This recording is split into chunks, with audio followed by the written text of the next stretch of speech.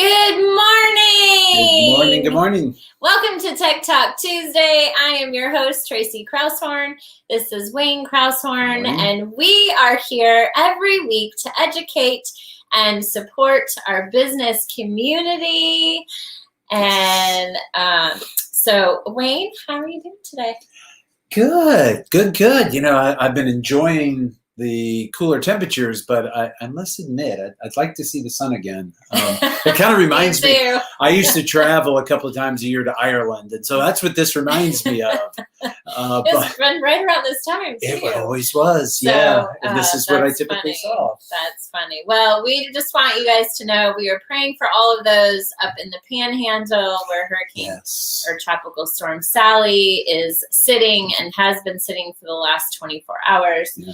So our thoughts and prayers are with them, as well as those out on the West Coast with all the fires. Yes. So, just know that we are praying for you guys. So this morning, we are going to be talking about getting rid of our old computers and phones. So, Wayne, with the COVID and all that happening, many people, I think, are cleaning out closets and, cleaning out their houses. Businesses are downsizing, cleaning out storage closets because, what a better time, right? Right.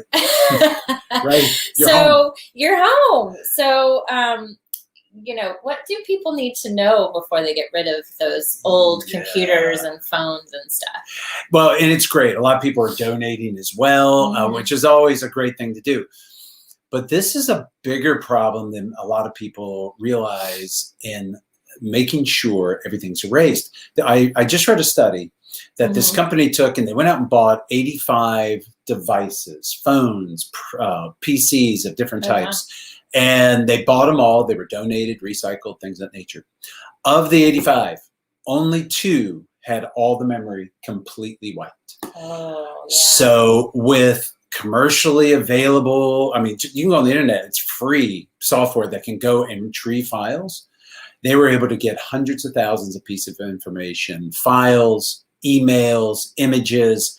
And what did they get? They got social security numbers, credit card numbers, they got dates of birth, they got email addresses, they got all sorts of stuff. Which that is a cyber... It is. That is a cyber attack. It's bad stuff. Yeah. So I think a great place to start is just make sure everybody understands kind of how file management works in a PC. So even though in your Explorer or in your Mac, all your files are together, they're not all together on your drive. They're scattered place. What the operating system has is a marker that tells it where to find the files. And so when you delete a file, you don't delete the file, you delete the markers. So when you go in your recycle bin and you see all these files you deleted, it's not the files remain. All it deleted was the markers, and allows you to restore the directory markers to find them. So, it's when you go and do the clean outs, those will sit there until something else is written over them.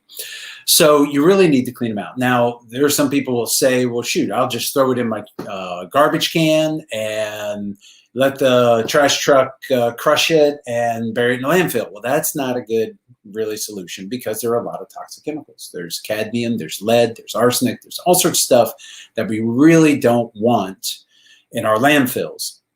Now, something a lot of people don't know is that for years, Best Buy has always taken in, and for free, it's a service they offer, they will dispose of old devices. But you want to make sure they're wiped before you go and do that. And you can, some people will take and rip out the hard drive and they'll smash the hard drive and donate the rest, but you're still throwing some toxic chemicals into a landfill. It's just with the hard drive. Yeah. So that's, and there are some companies that they call it a white glove service, where they will, I think we've heard about this in politics plenty, but they will erase hard drives. They'll document and certify that it's completely erased, which is great for companies and governments where it's very important. But not everybody at home needs to go and pay money to wipe the drive. So how would owners properly delete the files off of their computers or phones? Yeah, so it's the good news is it's very easy to do. There are, for PCs, there are tons and tons of programs out there. You can just go do a search for top 10 hard drive erasing softwares. DBAN, Eraser, Disk Wipe, Kill Disk. There's a whole bunch of them out there. Many of them are free. And you can just get those, download them, and erase all your files and clean that disk properly. For Macs, it's the same thing. There are lots of programs out there that'll do it.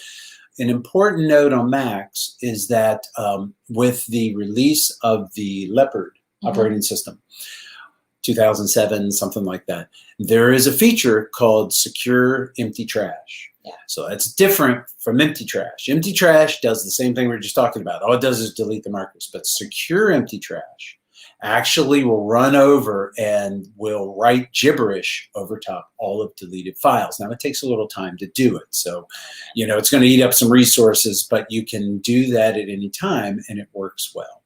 Awesome. Well, what about your phone? Phones, though, that's a little different. Typically, you're going to do resets. On an iPhone, it's like you go to Settings, General, I think Reset, and then erase all content and settings. For Droids, it's something like Settings, Factory Default, and you just do a Factory Default reset. Both of them are going to require you to enter your password in, and then you got to reboot the phone, but that will erase all your data. One important thing, a lot of people like donate printers. Printers are digital. Printers have memory. So before you delete your printer, do the same thing. Just go into your operator's manual, and it'll show you how to do it, how to delete, erase all the memory in there. If you don't have the manual, which nobody can ever find the manuals, if you don't know, you never have to keep a manual because you can find any manual on the internet. You just go in, do the search for your device, manual, and find it, and you can do it. And you'll find it. Yeah. All righty. Well, I do believe that brings us to your tip of the week. My tip, staying in the same vein, is there are software packages out there that will do a great job of not only deleting files, but they do a great job of deleting browser history and cookies, which we've talked about not too long ago.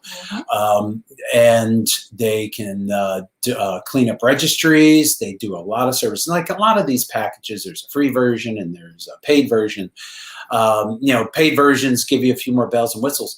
One of them that's out there that we have experience with is CC Cleaner. I think it's like $25 a year. And what's nice about these is you go into your browser, delete your history, and go through settings and do all that stuff.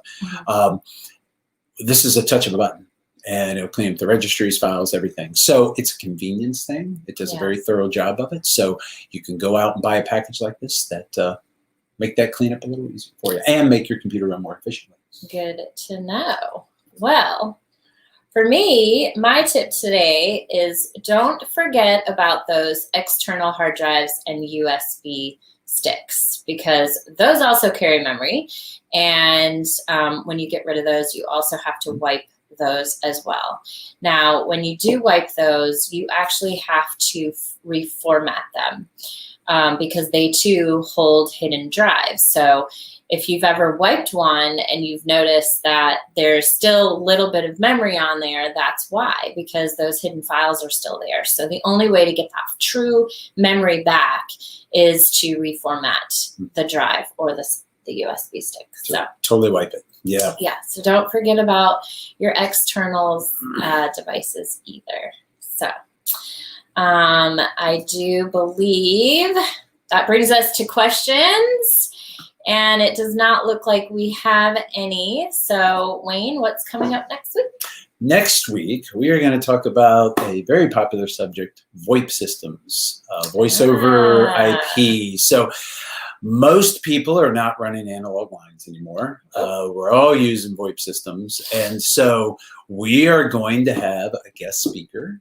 Oh, fun. Who is the president of a company that does this. And we're going to talk about considerations. It's one of those things where, it's like insurance, and cable, you have to reevaluate and make sure that you're always getting the best deal. So we're going to talk about considerations and things to look for if you are going to change VoIP providers. Very good. Yes. Awesome. Should be Well, fun. I'm looking forward to meeting our special guest. And that concludes today's program. Thank you so much for joining us. We hope you have a great week, and we'll see you next time. Bye now.